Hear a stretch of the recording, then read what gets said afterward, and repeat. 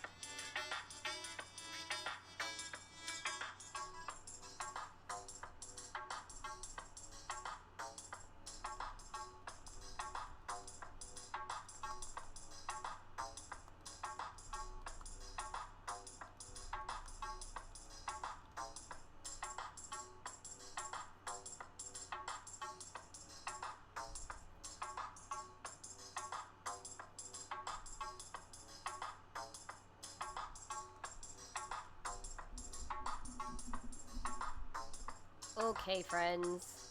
Gonna get started in a second.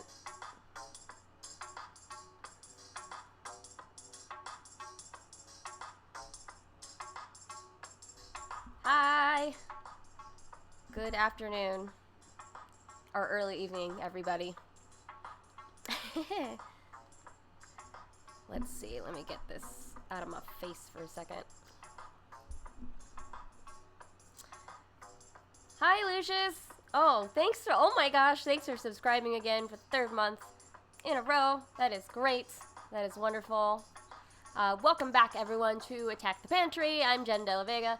This stream is a deep dive into ingredients, cooking techniques, and recipes to help you cook for yourself during quarantine and, well, the rest of your life, to be honest. Last week, on Wednesday, we talked about spinach, kohlrabi, and bitter melon. We also had a really good, mashup session. We came up with this one dish that I think I might do sometime, which is Peking duck with chia pancakes and applesauce dip. Sounds so good. Sounds so good. So if you missed last week or want to catch up on other episodes, you can watch all the clips here on my channel if you click on videos. Or you can catch up on the permanent archive, which is on YouTube at youtube.com/JENNTLV. Hooray. So, besides this stream, I'm also live on Sundays at 12 p.m. Eastern. It's called Zine Dreams, and this past week we looked at Put an Egg on It, issue number 12, April Malig's Eating Zine number 1, and a brief introduction to typography inspired by an incomplete article from Print Magazine that I found in my stack. One day I will read the whole article. I feel so dumb about it.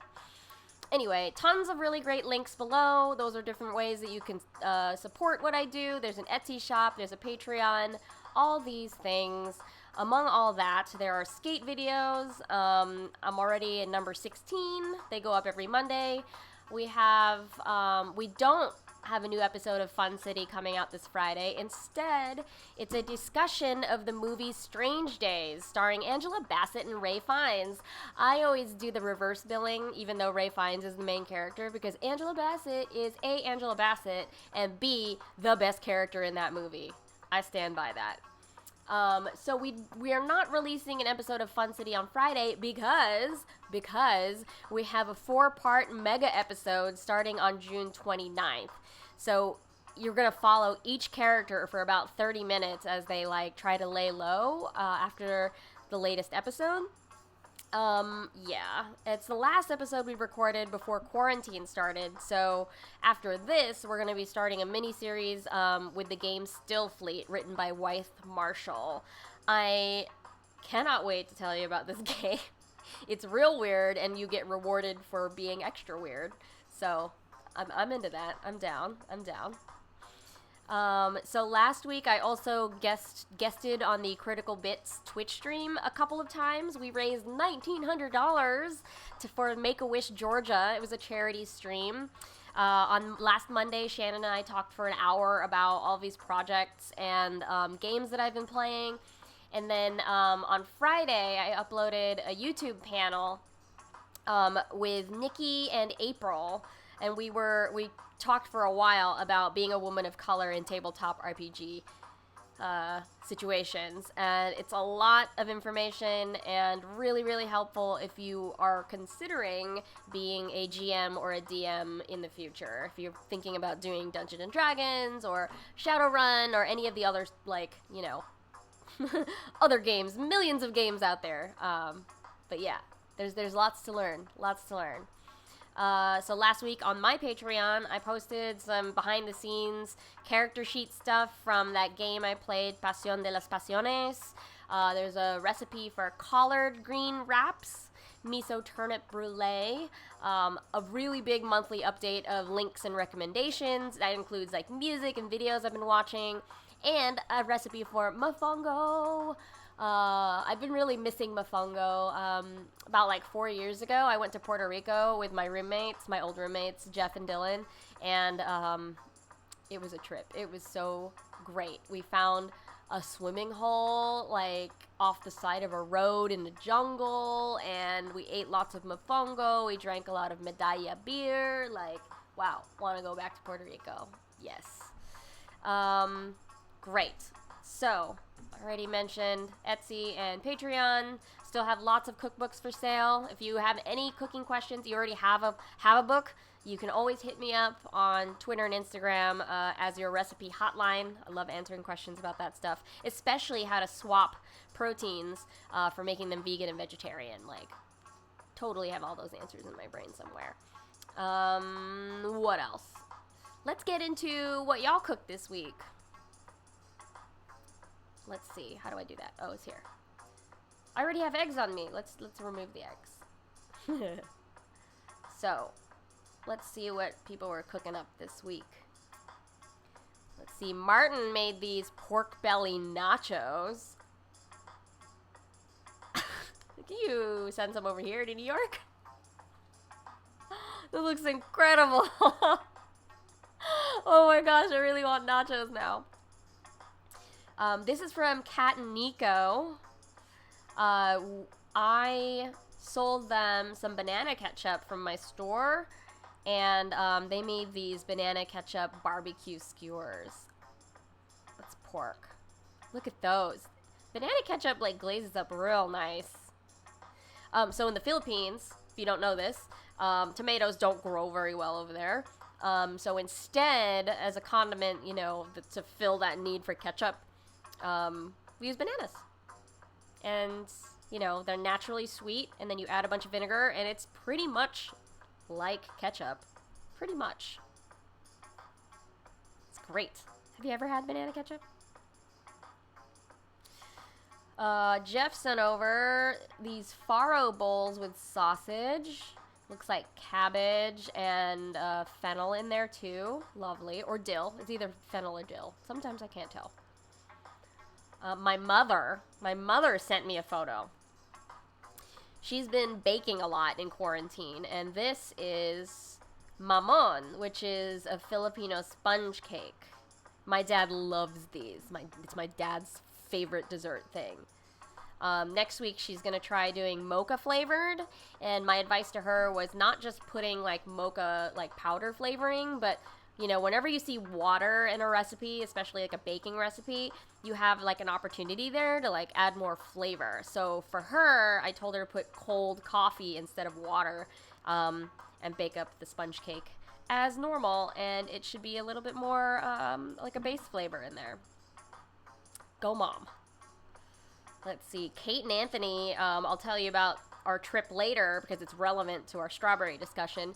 But Kate and Anthony went strawberry picking with me, and they made a strawberry chipotle jam for sandwiches. And it's not just a sweet sandwich. It's got duck egg, avocado, and some greens in there. Like, so a fruit jam can be used in a savory application. Per this example. Check it out. It looks delicious. Let's see. Vance had a steak salad. Look at that. Lovely. Lovely, lovely. And a beer. Love it. And then Lucius was showing off a new plate for the salmon with the cremini mushroom there. I got 2 photos here for you. Oh, yeah. Close up on that fatty swirl of the salmon. Ah! Look at that. That is a really beautiful piece of salmon. Great job. And, of course, your signature wasabi. Look at all that fat coming off of the salmon. It's a good piece. Dang. Dang. Great job, everybody. I love that we're cooking. I know, it's bananas. You never had banana ketchup. You know, fruit jam is not very difficult. I think you gotta take baby steps and start with fruits that are pretty sugary on their own. I agree that, you know, I want to leave things alone. I don't want to, like, have to watch a pot of jam on the stove for, like, hours. But there are some of them that can be made in, like, a slow cooker. So what did I do this week? All right, let's see. Oh, I had to make a minimum order. I had to get a few specialty ingredients from a Filipino store that delivers from Staten Island. They're called Philam Foods. And sometimes I have to fill the shopping cart because I won't make the minimum. And so I added like 2 pounds of lechon kawali, which is this double deep fried pork belly. And sweet brown sugar liver sauce called Mang Tomas. It is a huge, like, Filipino comfort food for me. At funerals and at weddings and at graduations, like, pretty much every big thing that happens in my life or to family members in my life, we have a whole roast pig. And so I'm sort of missing my family a lot right now, and I wish I could, you know, be there at all the events, like especially graduation time during the summer. And so this was one way for me to, like, channel my family and be like, okay, I'm celebrating with you guys by eating this big bowl of pork belly. And I've got rice there and some garlic chips. Garlic chips are super easy to make at home. Wow. If you want me to tell you about that, maybe we'll save that for another stream. What else? Oh. I had a breakthrough. Like, I grew up eating siopao. You might know it in at Chinese bakeries as chasu bao, like bao buns, basically. I learned how to make these this week. It's a really easy, like, vegan dough. Like, I didn't know the dough was vegan. But it's basically flour, water, oil, little sugar, yeast. It has a very short rise, and then you fill it with whatever meats or whatever vegetables you want. This one is tocino, which is a sweet fried pork. I also did some adobo, like shredded pork adobo, and then a miso mushroom with, like, lots of herbs. And whoa, like, I was so happy that these worked. Like, I think the hardest part was A, waiting, and B,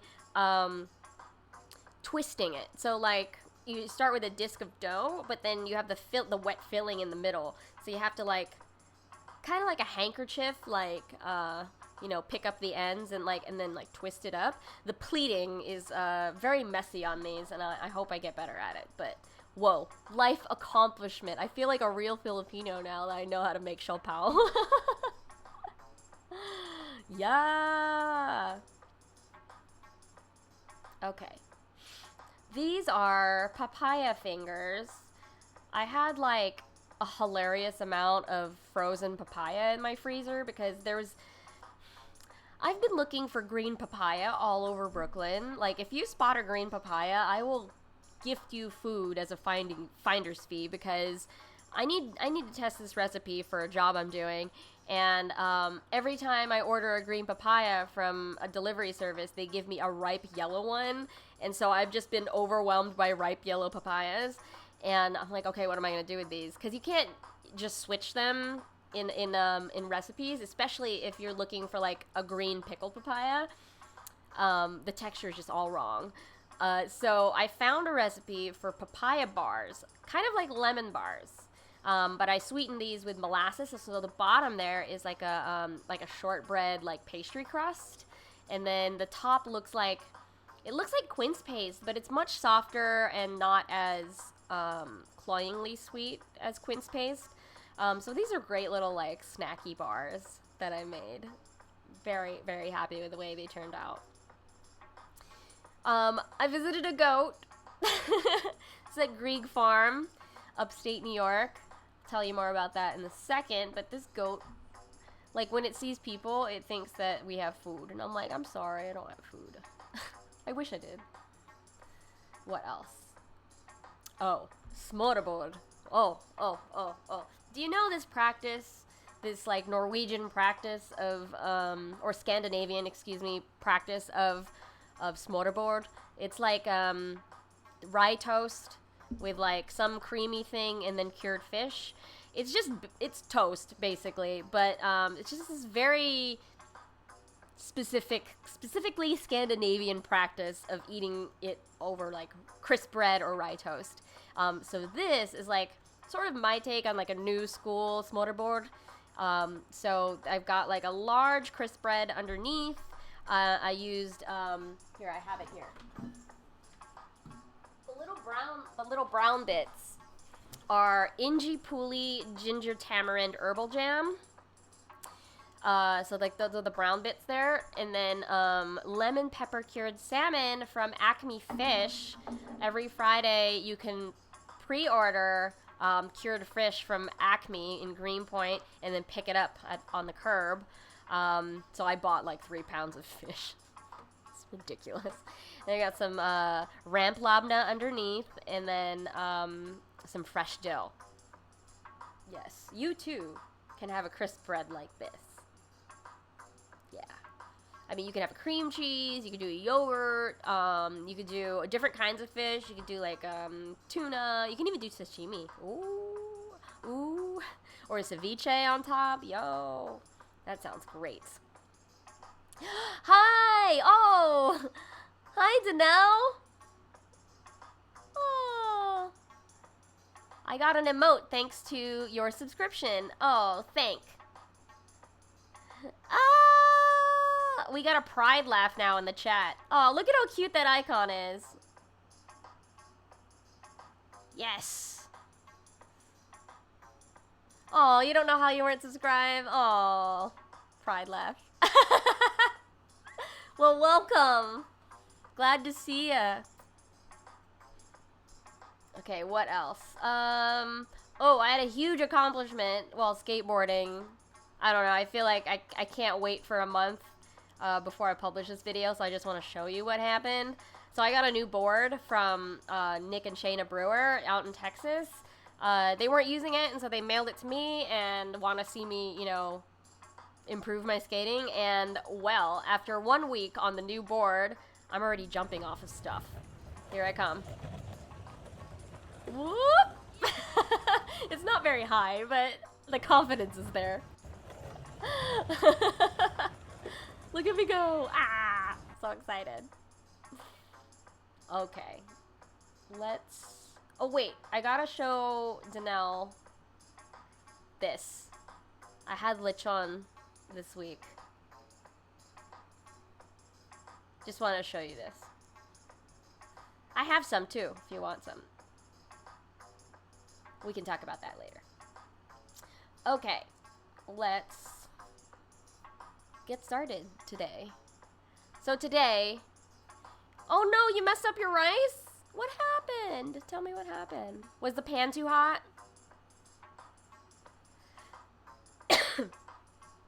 Did it get all dry and crackly? Oh, you burnt the garlic. Yeah. Yeah, you gotta be real quick with the garlic. Because as soon as you hear it sizzle, that's kind of enough, like, to release all the aromatics. And then you put the rice. The rice will, like, dampen that.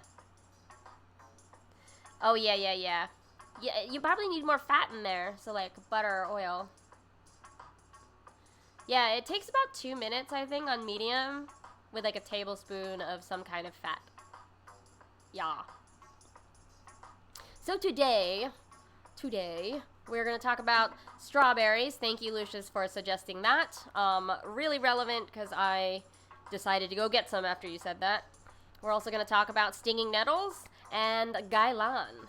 These are all from last week's discussion. You know, we just kind of keep gathering these new subjects. Okay. Yeah, olive oil and butter is a great combination, but sometimes on high heat, the olive oil burns off and makes the whole place smoky. You know what you can also do? Shortcut. You can also buy just like crispy garlic as like a tub online.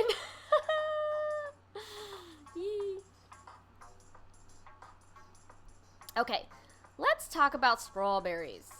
Alright, let's switch here to my ingredients thing. Oh, these strawberries I picked myself at Grieg Farm, which was about an hour and a half north of New York City. My friends Kate and Anthony drove, and boy, it was so nice to get out of the city for a second. And I know that's a luxury and a privilege, and not everyone can do that. So thank you, Kate and Anthony, for driving me up there. I don't have a driver's license, so I'm usually just stuck here, you know, skateboarding. So what else do I have here? I got strawberries. So we picked like 10 pounds together. Can you imagine? We tried going early in the morning because it was supposed to get up to like 90 degrees.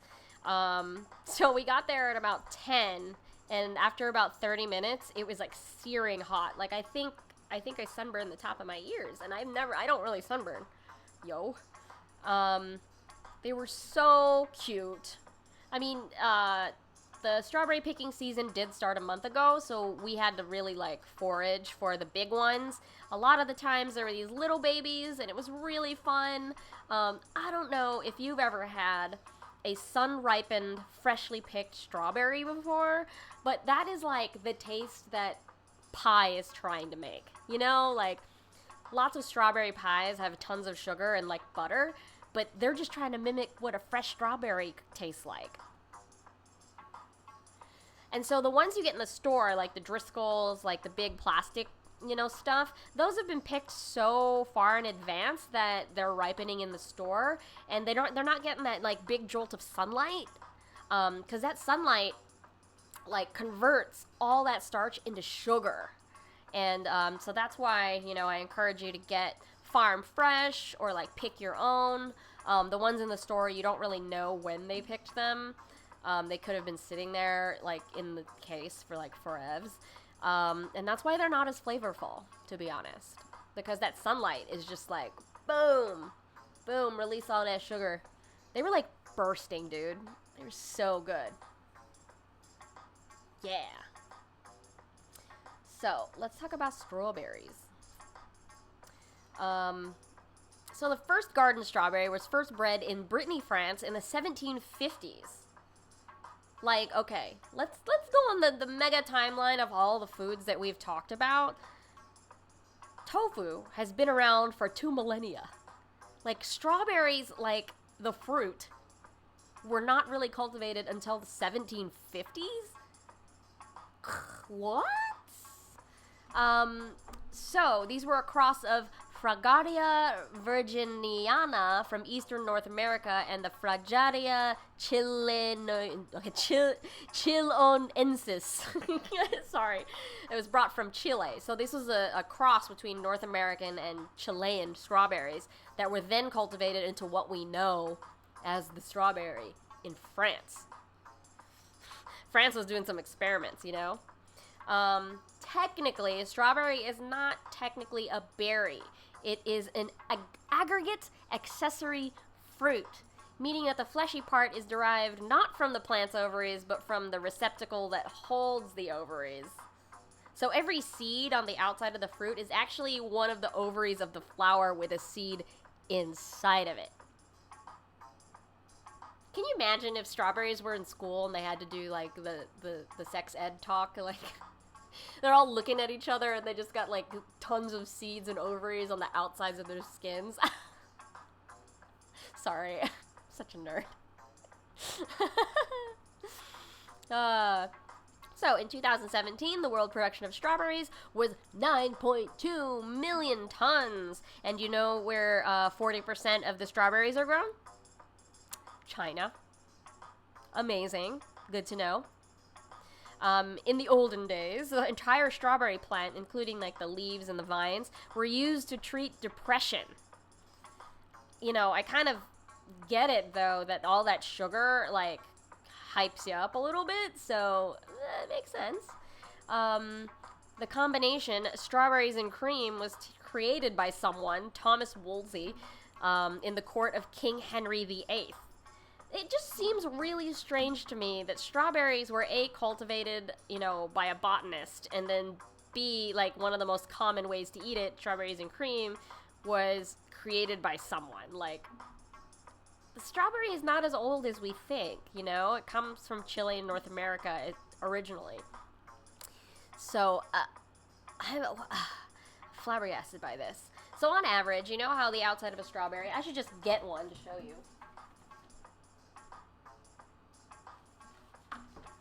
On average, a strawberry has about 200 seeds on this external membrane. They contain about 33 kilocalories. They're an excellent source of vitamin C, a good source of manganese, and, you know, they provide, you know, lots of vitamins and minerals. Hooray! If you are a gardener or a windowsill gardener, it's actually one of the easiest fruits to grow and great for beginners. Plus, like I said, homegrown strawberries are way more flavorful than anything you're ever going to find in the store.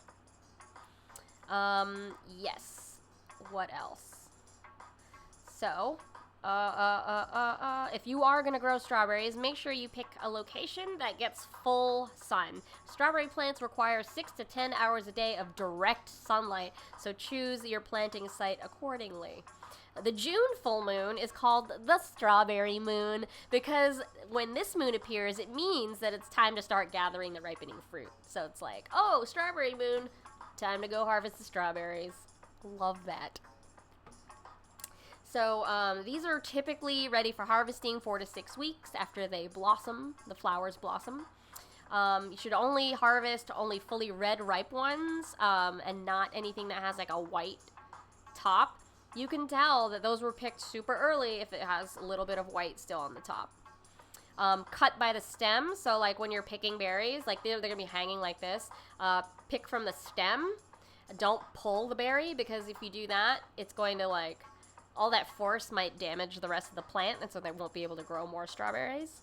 When you do have strawberries, store them unwashed in the fridge for about 3 to 5 days. Unwashed. Do you know why? Unwashed, it's so that you don't introduce more moisture that could trigger like mold growth, and especially when strawberries are in a basket together, that's lots of contact points for mold to grow. So wash them right before you eat them, not beforehand. They can be frozen whole for about 2 months, which is great. So how do we like to eat strawberries, friends? Strawberries are divas, but not as much as water buffalo, which I will talk about another time. I always call water buffalo divas. So, friends in the chat, how do you like to eat your strawberries? I'm gonna eat this one. Oh my god. Oh my god. It's so good. I'll tell you how I made what I made so far. So I'm a condiment fiend. I'm not really so much of a dessert person.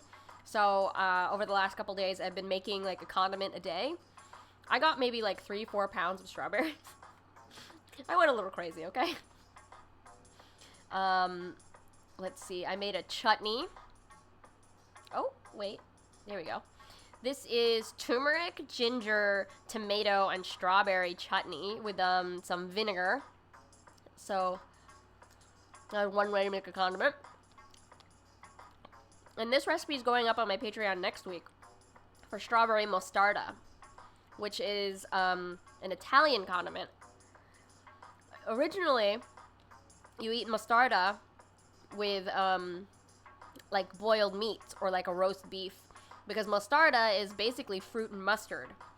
So you think of you know, when you have a steak, you typically have horseradish with it, and so this is like the Italian version of that with like fruit and mustard.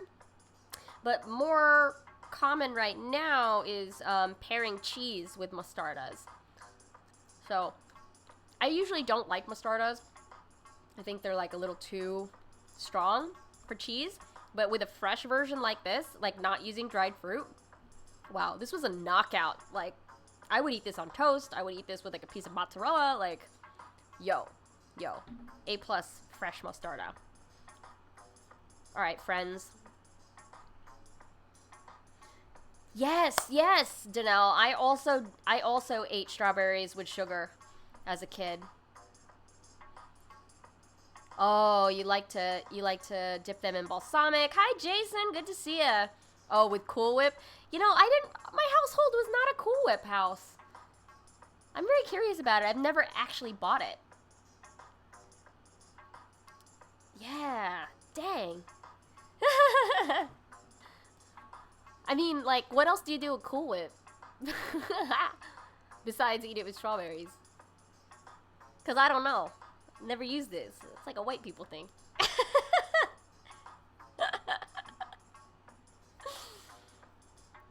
Dope. Alright, so that's the only time you eat Cool Whip. That's hilarious. Yeah, you also grew up with strawberries and granulated sugar.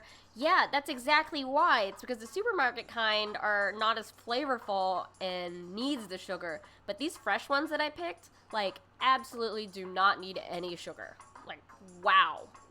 Like, it is a punch in the mouth, like, how good these are. I wish I could share them with you. Hey. Okay, so what else? So strawberries can be made into jams or preserves or jellies. They can be dried. They can be, you know, dried up and then put in a granola, or you can put it on your yogurt and your cereal. Oh my gosh, how many of you cut up bananas and strawberries and put it in your, like, cornflakes? I did sometimes. You can make strawberry milk, like a handful of hulled strawberries. Oh, so hulling, that is a very specific strawberry word, hulling. That means taking off the top. Some people use a straw to, like, hull a lot of strawberries at once, but then you lose, like, that sort of that middle core of the strawberry. So if you had a straw, you would just, like, loop a bunch of strawberries on it, and then, like, the tops will all come off. But I don't like losing so much of the middle of the fruit and the end. So, hulling, that is a very specific strawberry word. But yesterday I made strawberry milk. Get it, like, a handful of strawberries, take off the tops, put it in a glass, mash that up, like, handful of strawberries, and then put milk on top, and then a little, like, cinnamon sugar, and it was bomb. It was way better than, like, Nestle Quick strawberry flavoring. Yeah, yes. There's strawberry ice cream, there are milkshake smoothies. Let's see. In Sweden, strawberries are traditionally served on St. John's Day, which is known as Midsummer's Eve. I feel like that hasn't passed yet. Depending on the area, we got strawberry pie, strawberry rhubarb pie, strawberry shortcake. In Greece, they're sprinkled with sugar and dipped in metaxa, which is a brandy, and then served with dessert. Whoa, that's one way to make our strawberry and sugar, like, dish grown up, is, like, dipping it in brandy. Y'all. In Italy, it's in a lot of desserts, and then also in gelato. Savory applications, Lucius already mentioned one, which is strawberries and balsamic vinegar and like a salad. I mentioned one with chutney. What other savory situations? You can do strawberry barbecue sauce for ribs. Yeah. What do you do with overripe strawberries? I would make like condiments, especially if they're falling apart. They're still good though. Yeah. What else? Strawberry fool. This is mashing up half of a batch of strawberries with like whipped cream and sugar and then eating the sliced rest of it on top. It's kind of like a yogurt, but the heavy whipping cream is like whipped up. So it's kind of like Cool Whip with strawberry flavoring. Yeah. Another favorite way is that I eat it is with cream cheese frosting. Like my mom taught me this. You take one package of cream cheese and one of the strawberry fluff jar, and you mix that together. It doesn't look like it mixes at first, but it will get smooth, trust me. But that is one of my favorite dips for strawberries. It's marshmallow and cream cheese. You can also use that to make shortcakes, like jars. You could do like a layered jar of strawberry, the cream cheese frosting, and then like crumb cake or like toffee or chocolate chips, and then more layers of it. Oh my gosh. Strawberry on the brain, guys. Dang. Love it. Okay. Iced strawberry tea is great, yes. You know what else I would do with overripe strawberries? I would make simple syrup to make, you know, either non-alcoholic drinks or to mix with alcoholic drinks. So simple syrup in general is 1-to-1 cup of sugar, cup of water, bring it to a boil for like 2 minutes, turn off the heat, whisk that, and then you can mash up the strawberries in that, and then you strain it, and then you got strawberry syrup. Never, ever, ever buy simple syrup from a store, my friends. So easy to make. 1 cup sugar, 1 cup water, simple syrup. Easy. Just got to be careful not to boil it or overcook it. It should only be enough to just dissolve the sugar. Yes. Dope. That is strawberries, friends. Let's put an egg on me to celebrate. Hard-boiled egg. Cute. All right. Let's move on to nettles. Stinging nettles. You might be getting these in your CSAs or at the farmer's market. They really do sting. Like I've definitely like grabbed a handful like an idiot. Let's see what it looks like. I have it here. That's not it. It is here. Stinging nettles. Kind of looks like pot, to be honest. Kind of looks like mint, but it has fuzzies. You can see the fuzzies there. Those are some of the stinging nettles. So scientifically known as Urtica dioica, often known as the common nettle, stinging nettle, or nettle leaf. It's originally native to Europe, much of temperate Asia, and western North Africa, It's now found worldwide, even in North America, even grows here. It has hollow stinging hairs called trichomes on the leaves and the stems. So they act like hypodermic needles. They inject histamine and other chemicals that produce a stinging sensation upon contact. Yee. And that is technically called contact urticaria, which is a form of contact dermatitis. So if you are allergic to stuff like I am, your skin will immediately like turn red and you might get hives. But that's if you're really allergic to that kind of stuff. It's easy, like if it's at a farmer's market, they should either be wearing gloves or you can just turn a bag, like a plastic bag, inside out and then grab it and then like invert the bag so you don't have to touch it directly. Hopefully, because of like quarantine stuff, your farmer's market is already pre-packaging them. Hopefully. So to recognize a stinging nettle, prevent any unintentional, like, you know, out in the wild kind of agony.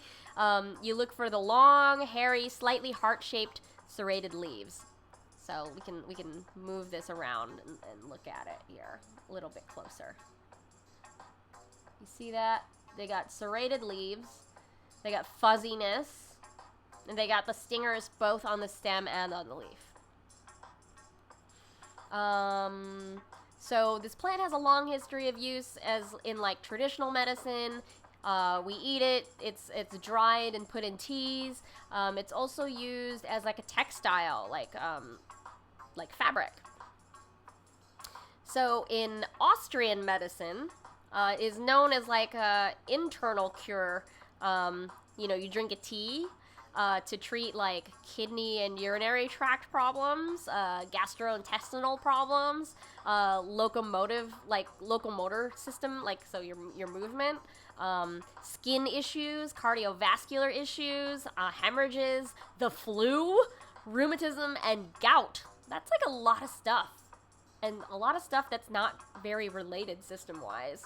So it sounds like nettles were like kind of a miracle cure back in the day. There are also like topical creams that contain nettle for like joint pain and like eczema and dandruff. Like, what?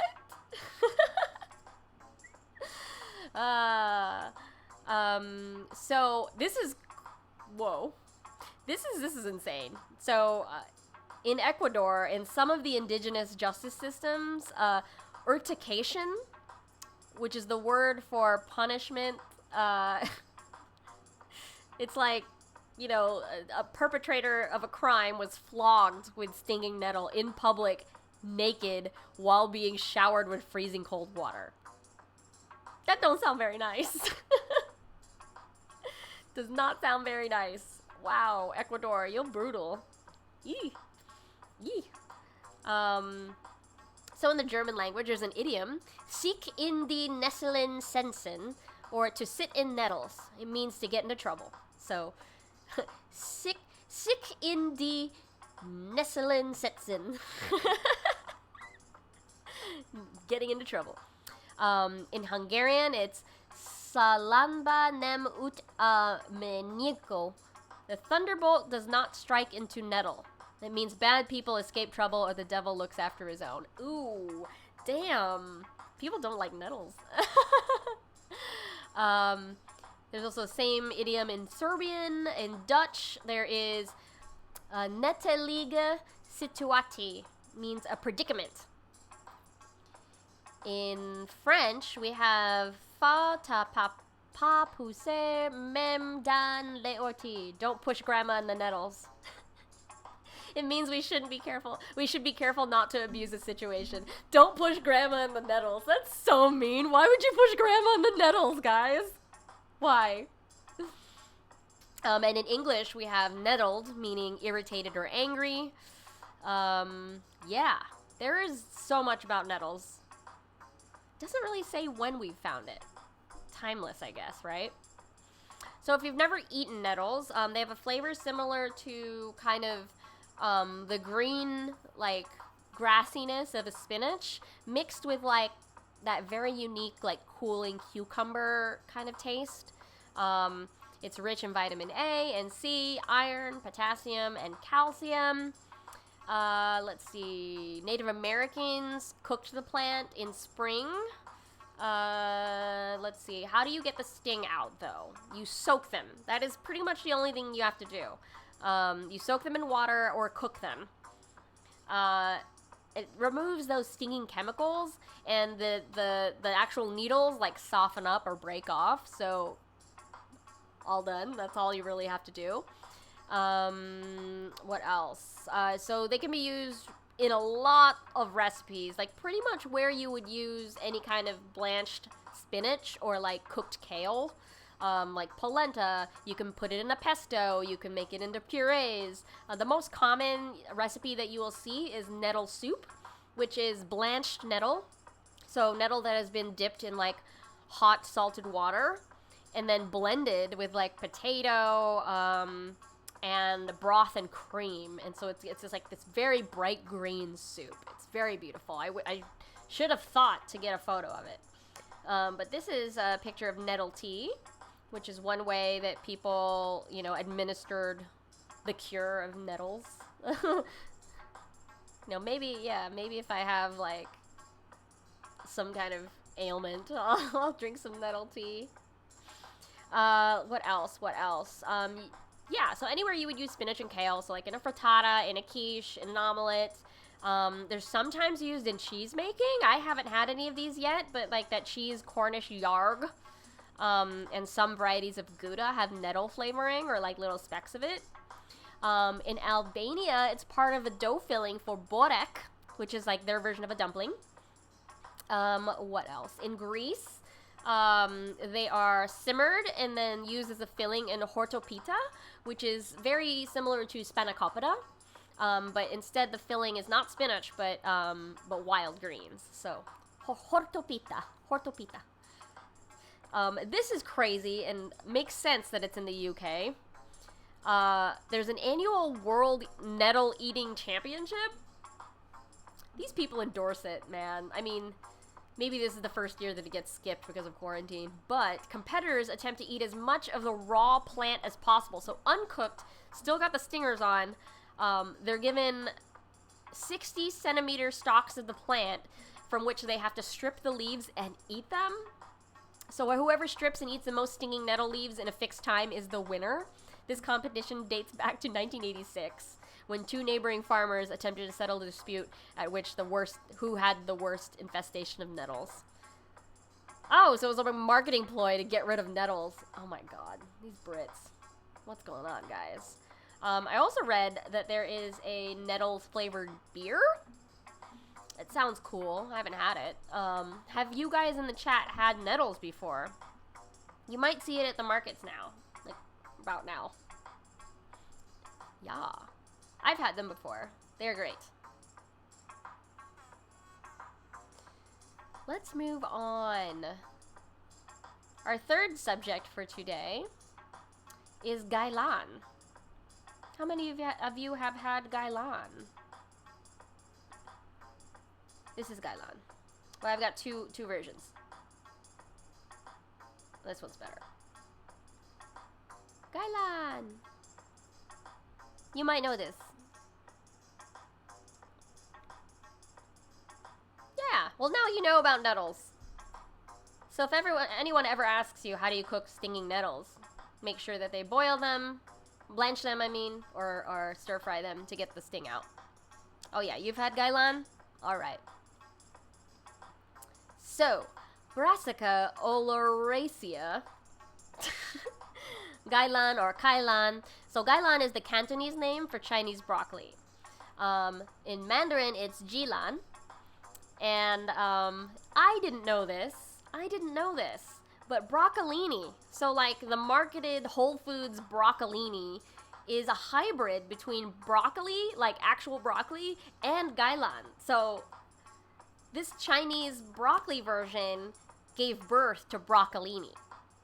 And you can see, like, this is like the mom, you know, it's got the like little broccoli floret, and like regular broccoli has like a huge floret, and so the hybrid between these is like smaller leaf structure and bigger floret. Crazy. I didn't know that. Dang. So it's a leafy vegetable mostly, with a thick, fat, glossy blue-green leaves. They got thick stems and florets, very similar and much, much smaller than what we know as broccoli. This is not to be confused with choy sum. So that's another leafy vegetable commonly used in Chinese cuisine. That's also part of the Brassica family, but the way to differentiate between them is choy sum has like yellow flowers. So its name is heart of the vegetable. So it's a Chinese flowering cabbage. So very, very different. So you might see them next to each other at the store, but the one with the yellow flowers is choy sum, and this is Gai Lan. Cool. So this usually comes out late summer. No, I'm sorry. Early winter. This is when they come out. When they harvest. What else? So it's eaten widely in Chinese cuisine. Common preparations include like stir-fried with ginger and garlic. That's probably the most easy and most common way that you've seen it. They can be boiled, they can be steamed. A really familiar dish for me when I was growing up was steamed Gai Lan with oyster sauce. Lots and lots of oyster sauce. It also appears in Vietnamese, Burmese, and Thai cuisine. Great. Let's see. A lot of like American Chinese dishes use broccoli because Gai Lan was not available. So that's why you'll see beef and broccoli on a lot of like these Americanized menus. So the easiest thing is to stir fry it with garlic. Great. You can chop it up and put it on top of rice porridge. You can roast them with some olive oil, salt, and pepper. You can put it in your pasta. You can put it in noodles, like any kind of noodle, really. You could do mapo style with ground spicy pork on top. In Thai cuisine, there's pad see ew, which is like the really thick rice noodles with the broccoli and bean sprout. In Korea, it's you can see it in banchan, so like those little snacky bits that you get before the meal. It's usually like steamed and then pressed, like all the liquid is pressed out of it, and then like served cold in like small cylindrical pieces, and then dressed with like sesame seed. It plays really, really well with sesame oil, sesame seed, and ginger. So ginger, garlic, sesame are like those three magical flavors. Like Gai Lan, like in the long leaves, will soak it up. It's very, very good. Has anyone else had this? Maybe I should make a graphic of all of the Asian greens so that you can identify them when you go to the store. Yeah, so if you don't quite like broccoli, like this is a good gateway to it because it has a little bit of that broccoli note, but it has more of like a pea shoot, sweet leaf situation. Yeah, Gai Lan, or Chinese broccoli. It's great. And though, when you're cooking with it, just know that it has a lot of water in it. It's going to release a lot of water when you stir fry. So just watch out for splatter. Like, not at first, but after like a minute or two, it's going to release all the water in the leaves, and that potentially could splatter.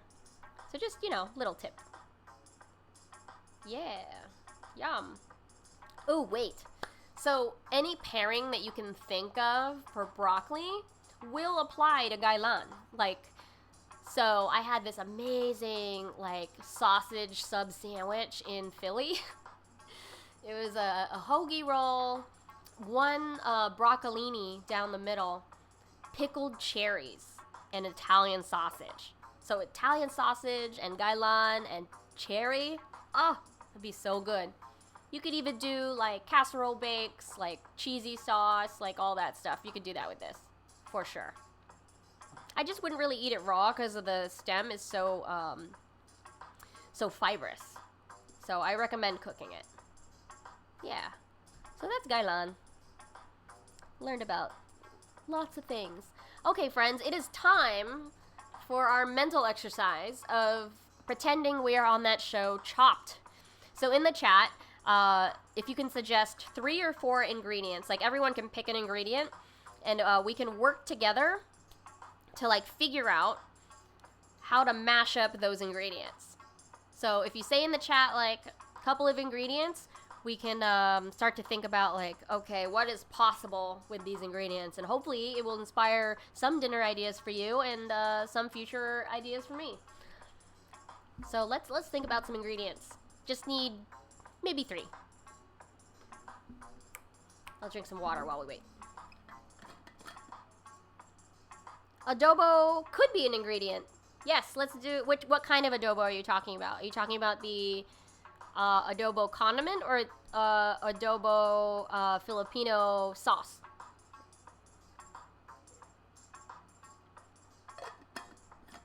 So like there's an adobo powder, which is like garlic. Like I have some here, I think. It's like a seasoning salt. Oh, like in chicken adobo. Okay, so you're talking about the sabaw. So sabaw is like the soupy part. And its technical term is a gastrique. So gastriques are a French term for vinegar-based sauces.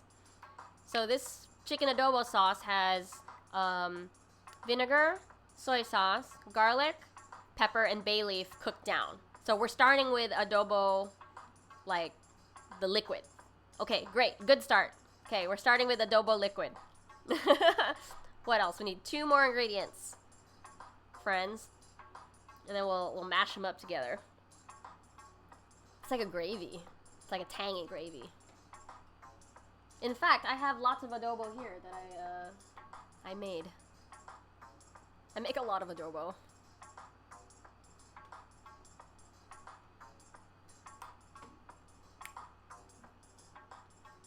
Just need a couple more ingredients, friends.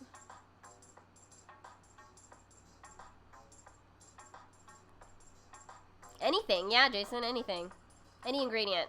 We're just trying to pretend we're on Chopped, you know, like, we'll mash up these 3 ingredients and be like, okay, how do we do this? Hi! Welcome back. Hey, spinach. All right, Fitz Murphy, thank you. So we got chicken adobo, spinach. We need 1 more, friends. Great to see y'all. Didn't know you were lurking in there. Cheddar. Oh, snap. All right, let's do this, friends. Okay, how can we make spinach, cheddar, and adobo sauce work together? So, again, adobo is soy sauce, pepper. Oh, and tuna steaks. Oh, snap. Okay, let's play. Spinach, cheddar, adobo sauce, and spinach. Okay. Let me tell you what's possible. So tuna steaks can be raw. They can be chopped in various ways. We could do sushi. We could do ceviche. Cheddar can be sliced and shredded. It can also be baked as a frico, like as a cracker. We got spinach. Spinach can be raw. Spinach can be boiled. It can be steamed. It can be made into a pesto. Adobo, we can either leave it as is or gelatinize it. We can use it as a marinade. We can use it as finishing sauce. We can freeze it. That sounds crazy. Oh, listen to this. What if we did a chicken adobo granita? So like a savory snow cone situation with thinly sliced tuna, a cheddar cracker, and some spinach pesto. Boom. Anyway, we just pretend we're on Chopped. Like, you don't have to mix all 4. If you see 2 ingredients that you think will go together, like, riff off that idea. So, like, if you want to pair the spinach and the tuna together, that's fine. You could do the cheddar and the adobo. Ooh, what if we did, like, cheddar adobo empanadas? Ooh. Or cheddar pupusas with like an adobo sauce. You can make a cheddar frico bowl, yeah, for sure. That would require a lot of cheese, but yes. Oh, I see what you're saying. We make a bowl out of cheese? A crispy bowl out of cheese? Then what do we do with it? A salad bowl? With spinach salad inside? And some tuna on top? And an adobo dressing. Wait, listen. So adobo is mostly vinegar. And so when you make mayonnaise or like a vinaigrette, you can emulsify that with a little bit of egg yolk. Yeah, oh my gosh, we could do salad dressing with the adobo. And do a spinach salad in a cheddar bowl. Oh, that's ridiculous. Oh my gosh. All right, let's think about the tuna. We can make a ceviche, so we can like cube it. I assume it's sushi grade, you know? You can cube it, toss it in the adobo sauce. What else? And then like spinach stuff. You'd sear the tuna, put it in a spinach salad in a cheddar bowl. Hell yeah. Ooh, seared tuna. Wait, okay. So I used to work for another catering company before, and I was just sort of like a prep chef. Like, I would just chop things for 8 hours a day. And one of the tasks I had to do was searing tuna ahead of time. So these tubes of tuna, like not tubes, but like cylinders of tuna, and we roll them in sesame seeds, and I'd have to like sear them for 10 seconds exactly each side. But taking that idea, we could dry the cheddar, we could toast the cheddar and make it into a powder, grind that up, mix it with some sesame seeds, put it on the outside of a raw tuna and sear that. You know how you have like pepper tuna? Oh, grilled tuna tacos with spinach and cheddar. Okay. Taco shells made out of cheddar? Or taco shells that have the cheddar like lined on the inside of it? Yes, I like all of these ideas. These are great. Let's see. What else? The adobo sauce can be made into a mayo. So we could do like tuna sandwich pretty much with the tuna with a little bit of spinach. Yeah, I also like it when the cheddar is melted to the tortilla. Cheddar shells. Yes, cheddar shells. Amazing. I like it. That's the point of this exercise, is to like expand our minds about like what's possible with these ingredients. One more thing. Let's try one more. So the spinach, okay? So had it in a salad already. We could make it into a pesto. What else can we do with it? We could do a spinach soup. Like a really like blended spinach soup. We could do spinach and cheddar soup. Kind of like potato cheddar, but it's green. I don't know how off-putting that is to you. We could do a mac and cheese with spinach and the cheddar. Easy. What else with tuna? I don't know. Have y'all ever heard of this restaurant, Akenka, in Manhattan? They have this dish called the tuna bone, which is literally after they've cut off all of the sashimi from the fish. They give you a spoon and you scrape the rest of the tuna off this bone. It's ridiculous. It's like $5. Oh, you got the Laogan Ma chili crisp? Oh, wonderful. Wonderful. Love to see what you put on that. Oh, you put it on, excuse me. All right, friends. Great job today. That was like amazing. I like it. I'll play some tunes for you. All right. That was a lot of learning today, friends. Thanks for sticking around. Yes, that was you on Twitter. I realized. I put it together. I was like, oh, yeah.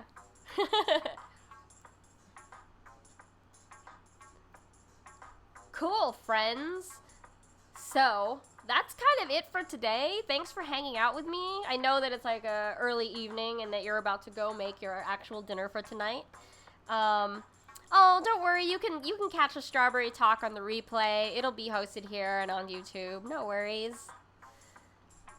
So if you have suggestions for next week, I am totally open. I don't have any suggestions for next week. You can either DM me on Instagram or Twitter. That's my username down here, Ranwiches. Don't forget it. Let's put more eggs on me. Poached egg. Poached egg. Yeah, so if you have any cooking questions, hit me up. Yeah. If there's any recipes you're afraid to try, I can help you break it down. You want to know about watercress? Oh, you bought 2 bags today? Oh my goodness. Yes. Okay, let's do watercress. Anyone else got suggestions for next week? Well, first of all, I like a cress soup, just like in that book, The Witches by Roald Dahl. I don't know. I just eat a lot of watercress with ceviches and fish. You have tuna steaks and mushrooms. Oh my gosh. If you go to my website, which is www.randwich.es, like the extension is ES, I have like a bunch of mushroom recipes on there for free. Yeah. I'll tweet that for you. But tuna steaks, I think that we hit a lot of good ideas here, but maybe we should talk about tuna next time. Like the fish itself. Great. Cool, those are great suggestions, friends. I'm really glad to see you. I hope that this week is easier for you and you're holding up okay. I'm glad you're cooking. Cooking is a great adult life skill to have and to keep after quarantine. I hope that you keep cooking. Even if the New York and the rest of the country is starting to open, I hope that you are still cooking. Because, it's satisfying, right? And you save a little bit more money. Oh, no worries. No worries. There's lots of replays. You can catch up with us before next time. But yeah, thanks for hanging out, friends. I will see you on Sunday if you want to join me for some zine talk. Or, next Wednesday at 5 p.m. Eastern again. Thanks for your subscriptions today. I really appreciate it. It's been really tough as, a creative person on the internet to live. So, thank you for hanging out with me, and I'll see you next week. Bye, friends!